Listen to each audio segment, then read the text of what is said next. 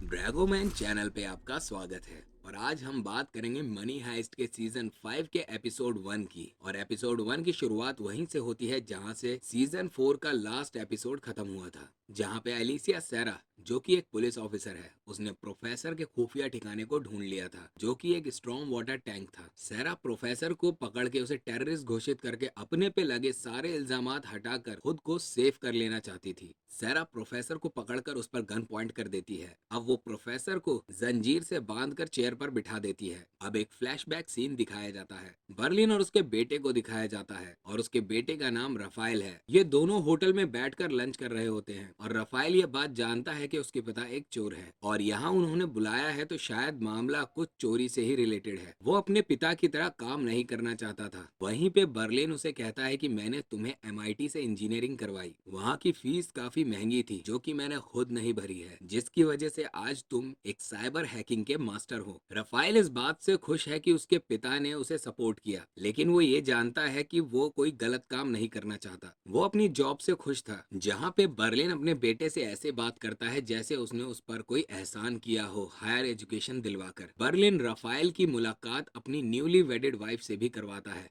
जो कि होती है तातियाना। अब एक और फ्लैशबैक सीन दिखाया जाता है। रकेल प्रोफेसर से पूछती है अगर मामला हाथ से निकल जाता है और पुलिस वाले हम पर हमला कर देते हैं और हमारी सिचुएशन क्रिटिकल हो, वहाँ पे इस जंग को जीतने के लिए कर्नल तमायो आर्मी की मदद भी ले सकता है। फिर यहाँ से किसी का भी बच के निकलना मुश्किल हो जाएगा। प्रोफेसर कहता है अगर आर्मी वहाँ आ भी जाती है तो हमारी फर्स्ट प्रायोरिटी गोल्ड नहीं, वहाँ से बच के निकलना होगा। तो लिस्बन रकेल से पूछती है हमने कितना सोना पिघला लिया है। पलोरमा और टोक्यो उसे बताते हैं कि अभी तक हमने सिर्फ 59 टन सोना पिघलाया है, 31 टन बाकी है और हमें इसे पिघलाने में अभी और 8 घंटे लगेंगे। तो लिस्बन उसे कहती है कि आर्मी कभी भी अंदर आ सकती है, तो हमें गोल्ड छोड़कर अपनी जानों को बचाना चाहिए। वहीं दूसरी ओर बगोटा ये सोच रहा होता है कि क्या ये सब कुछ करना ठीक है या नहीं। जैसा कि प्रोफेसर का प्लान था, प्रोफेसर पे उंगली भी नहीं उठा सकते थे। अगले ही सीन में पुलिस स्टैंड में कर्नल तमायो स्वारविज और एंजल को ये कहता है कि अब ये मामला पुलिस वालों का नहीं है, मिनिस्ट्री अफेयर्स और गवर्नमेंट आर्मी का हो चुका है, इसीलिए थोड़ी ही देर में हम यहाँ आर्मी को बुलवाने वाले हैं। वहीं एंजल कहता है कि कई सारे मासूम लोग भी हैं जो कि होस्टेजेस हैं, पर तमायो किसी की नहीं सुनता। हीस्ट की टीम प्रोफेसर से कांटेक्ट करने की कोशिश करते हैं, पर प्रोफेसर को सैरा ने पकड़ रखा था। तो टोक्यो लिस्बन को कहती है कि हो सकता है कि वो किसी और प्लान को एग्जीक्यूट करने में लगे हों, इसीलिए टेंशन मत लो, कॉल आएगा। सैरा प्रोफेसर की तरफ बंदूक तान के उसे पूरा प्लान पूछती है। प्रोफेसर कुछ नहीं बताता तो सैरा उसके पैर में गोली मार देती है। प्रोफेसर बताता है कि हमने गोल्ड को पिघलाकर छोटी छोटी गोलियों में बदल लिया है और अब हम उसे सीवर के जरिए पुलिस वालों के नाक के नीचे से निकाल लेंगे, क्योंकि उन्हें तो ये लगेगा कि वहाँ पे बस गंदगी है, लेकिन उस गंदगी में छुपा होगा गोल्ड। सैरा कहती है कि तुम झूठ बोल रहे हो, क्योंकि सीवर के रास्तों पे पुलिस पहले से ही लगी है और चमकती चीज को कोई क्यों नहीं पहचानेगा, तुम मुझे झूठ बोल रहे हो। प्रोफेसर उसे और कुछ नहीं बताता। फिर सैरा उसे जंजीर के साथ बांधकर लटका देती है। अब कर्नल तमायो जनरल सगास्टा से कांटेक्ट करता है।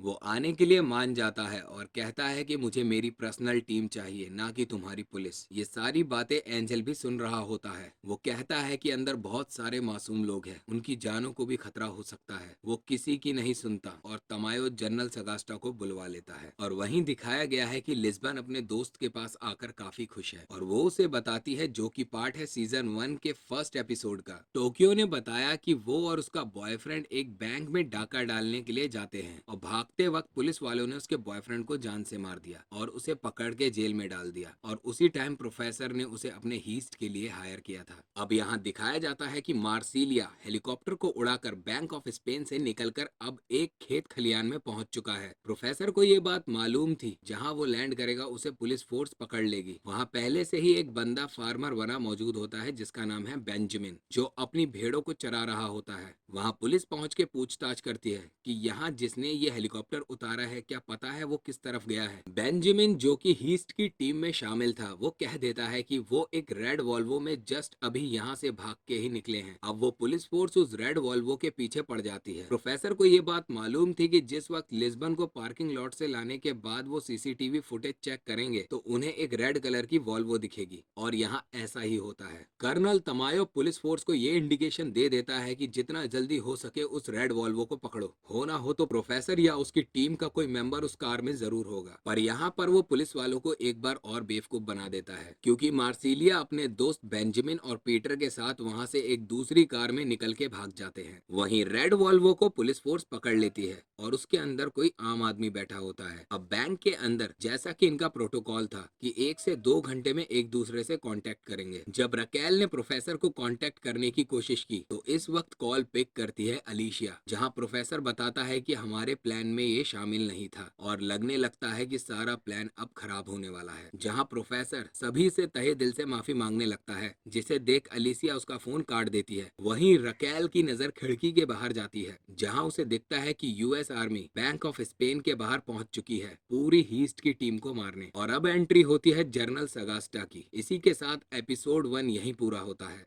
लाइक, सब्सक्राइब और शेयर करना ना भूलें और कमेंट करके जरूर बताएं कि आपको ये एपिसोड कैसा लगा।